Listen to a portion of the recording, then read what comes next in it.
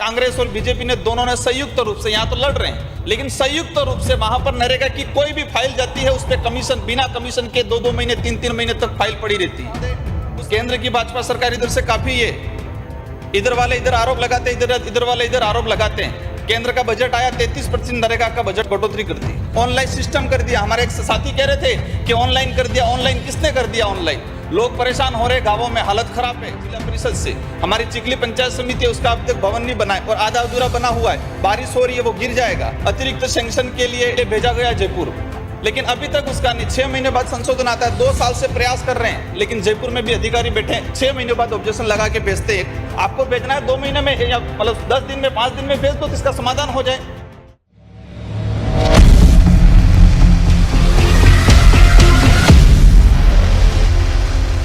श्री राजकुमार रोत। धन्यवाद सभापति महोदय। आज राजस्थान न्यूनतम आय गारंटी विधेयक 2023 पे टोटल 3 मिनट का समय, 3 मिनट्स ओनली।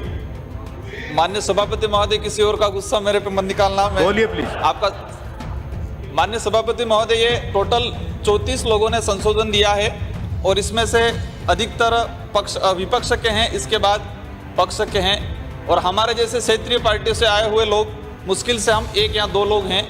पक्ष वाले जो हैं वो इस बिल के पूर्ण रूप से पक्ष में बोलेंगे, विपक्ष वाले इसका विरोध करेंगे और हम लोग कोशिश करेंगे कि इसमें वास्तविक क्या है, इसमें क्या होना चाहिए।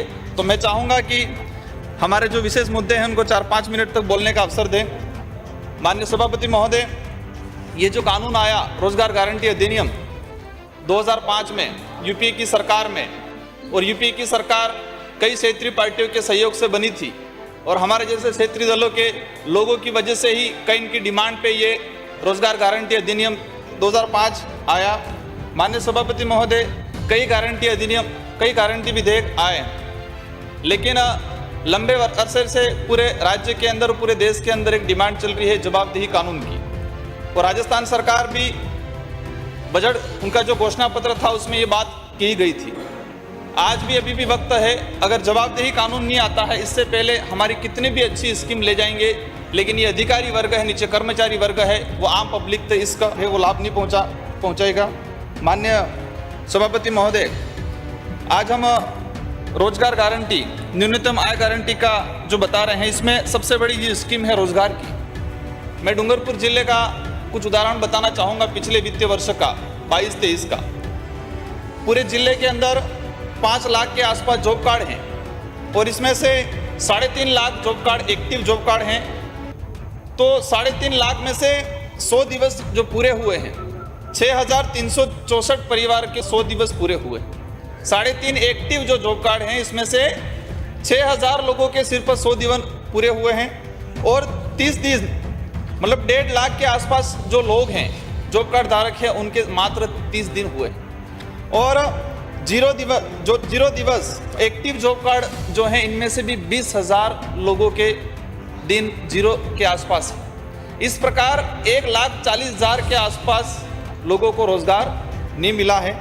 माननीय सभापति महोदय, जो 100 दिन की बात जो कर रहे हैं, पूरे जिले का जो जॉब कार्ड है, इसमें से 5% लोगों को 100 दिवस मिला गया है।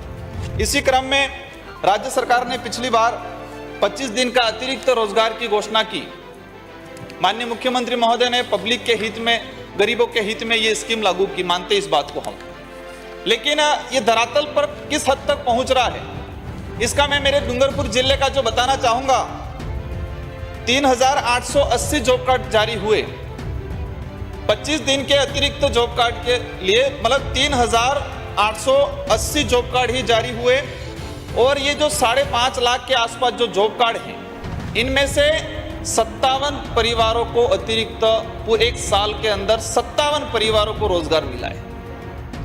5.5 लाख के आसपास जॉब कार्ड हैं, एक्टिव जॉब कार्ड 3.5 लाख से ऊपर हैं और 25 दिन का 1 साल के अंदर अतिरिक्त रोजगार हमने 57 परिवारों को दिया है। ये स्थिति है, हम लोग यहाँ बहस कर लेंगे, लेकिन नीचे धरातल पे क्या हो रहा है। इसलिए जवाबदेही कानून, लोग परेशान होते हैं रोजगार गारंटी में, लोकल लेवल पे वार्ड पंच है, सरपंच है, वो राजनीति करते हैं, उनके मिलने वाला है, ये है वो है, इस तरह से स्थिति बनी हुई है। आज माननीय सभापति महोदय, डूंगरपुर जिले में काफी स्थिति खराब है। यहाँ पर लॉबी में बैठे हुए कई आईएएस वहाँ कलेक्टर रह के आए हैं। आज डूंगरपुर जिले में जिला प्रमुख जिला परिषद से रोजगार गारंटी या ग्रामीण या पंचायती राज की योजना एरिया में क्रियान्वित होती है। वहां पर हमारे जिला प्रमुख बिठाए, कांग्रेस और बीजेपी ने दोनों ने संयुक्त रूप से, यहाँ तो लड़ रहे हैं लेकिन संयुक्त रूप से वहां पर नरेगा की कोई भी फाइल जाती है उस पर कमीशन, बिना कमीशन के 2-2 महीने 3-3 महीने तक फाइल पड़ी रहती है। उस सरपंच उस ठेकेदार या सचिव आता है, वहां कमीशन देता है तो निकलता है। इस तरह से पूरे जिले में स्थिति बनी हुई है। माननीय सभापति महोदय, मैं इस पे ज्यादा नहीं कहना चाहूंगा। इस कानून में प्रावधान किया गया है और पहले भी प्रावधान है कि 25 दिन के अंदर अगर रोजगार की डिमांड की है और उसको रोजगार नहीं मिलता है तो उसको बेरोजगारी भत्ता मिला जाएगा। माननीय सभापति महोदय, मेरे 3 मिनट हुए, मैं 2 मिनट ज्यादा बोलूंगा। 15 दिन तक अगर इसको आवेदन करने के 15 दिन के अंदर अगर नहीं मिलता है तो बेरोजगारी भत्ता मिलेगा। मैंने पूरे जिले का डाटा निकलवाया 2 साल का, एक भी व्यक्ति को ये जो बेरोजगारी भत्ता है वो नहीं मिला, जो 15 दिन का जो आवेदन करने के बाद। माननीय सभापति महोदय, उधर से मेटों की बात आ रही थी, मेट कारीगरों का भुगतान नहीं हुआ है। जो मेट है वो लेबर का मॉनिटरिंग करता है। आज 2-2 साल 3-3 साल हो गए, 2018-2020 का आज भी मेटों का, और 2018 से लगा के अब तक पूरे जिले में 4 करोड़ के आसपास मेट कारीगर का भुगतान नहीं हुआ है। मेट कारीगर का भुगतान सामग्री मद से करते हैं। इस यहाँ की राज्य सरकार ने, हमने पिछली बार डिमांड की थी कि मेट कारीगरों का भुगतान, वो भी एक तरह की लेबर है, उनका भुगतान श्रम से होना चाहिए, श्रमिक का जो भुगतान है उसके साथ ही होना चाहिए। राज्य सरकार ने 2 बार केंद्र सरकार को लेटर लिखा लेकिन अभी तक इसका समाधान नहीं हुआ है। माननीय सभापति महोदय, केंद्र की भाजपा सरकार इधर से काफी इधर वाले इधर आरोप लगाते, इधर वाले इधर आरोप लगाते हैं। केंद्र का बजट आया, 33% नरेगा का बजट कटौती कर दी, ऑनलाइन सिस्टम कर दिया। हमारे एक साथी कह रहे थे कि ऑनलाइन कर दिया। ऑनलाइन किसने कर दिया? ऑनलाइन। लोग परेशान हो रहे, गांवों में हालत खराब है और इस स्कीम को रोकने का एक तरीका है ये। माननीय सभापति महोदय, इसी क्रम में हम लोग जो आंगनवाड़ी कार्यकर्ता कितना पैसा मिलता है उनको, 3-3 महीने 4-4 महीने हो गए, उन लोगों को अभी तक भुगतान नहीं हो पा रहा है। उनके जो वृद्धि होनी चाहिए केंद्र की तरफ से, वो अभी तक वृद्धि नहीं हो पाई है। माननीय सभापति महोदय, ये जो योजना है वो योजना क्रियान्वित होती है पंचायत समिति जिला परिषद से। हमारी चिखली पंचायत समिति है, उसका अब तक भवन नहीं बना है और आधा अधूरा बना हुआ है। बारिश हो रही है, वो गिर जाएगा। हम लोग यहाँ अतिरिक्त सैंक्शन के लिए, परमिशन के लिए भेजा गया जयपुर, लेकिन अभी तक उसका नहीं। 6 महीने बाद संशोधन आता है। 2 साल से प्रयास कर रहे हैं लेकिन जयपुर में भी अधिकारी बैठे हैं, 6 महीने बाद ऑब्जेक्शन लगा के भेजते हैं, फिर वापस इसका रिप्लेट भेजा जाता है, फिर वापस 6 महीने बाद। आपको भेजना है 2 महीने में या मतलब 10 दिन में, 5 दिन में भेज दो तो इसका समाधान हो जाए।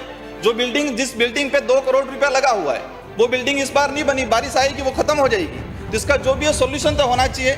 माननीय सभापति महोदय, इसी अनुरूप पंचायत सहायक की भर्ती की आज पूरे जिले के अंदर 142 पद खाली पड़े हुए, उनके जो लगे हुए हैं उनका भी जो जिस तरह से उनको मानदेय मिलना चाहिए वो नहीं मिल रहा है। और 142 जो पद खाली, इस सरकार की जिम्मेदारी बनती है, ये डिमांड पर नहीं है, ये तो बिल पर है। माननीय सभापति महोदय, डिमांड पर बहस नहीं हो रही है। इसी क्रम में अभी बात चल रही थी और हमारे सबके लिए शर्मसार करने वाली घटना है मणिपुर की घटना। भले ये बिल का विषय नहीं है लेकिन हमें इस मामले में सोचना पड़ेगा और इस सदन के माध्यम से मैं मांग कर रहा हूं महामहिम राष्ट्रपति महोदय से कि मणिपुर के अंदर राष्ट्रपति शासन लागू की जाए, क्योंकि सरकार फेल हो रही है। इसी क्रम में ये जो मैंने संशोधन दिया है, मेरे जो सुझाव हैं उसमें उन सुझावों को लेते हुए संशोधन वापस लेता हूं। धन्यवाद। जोहार।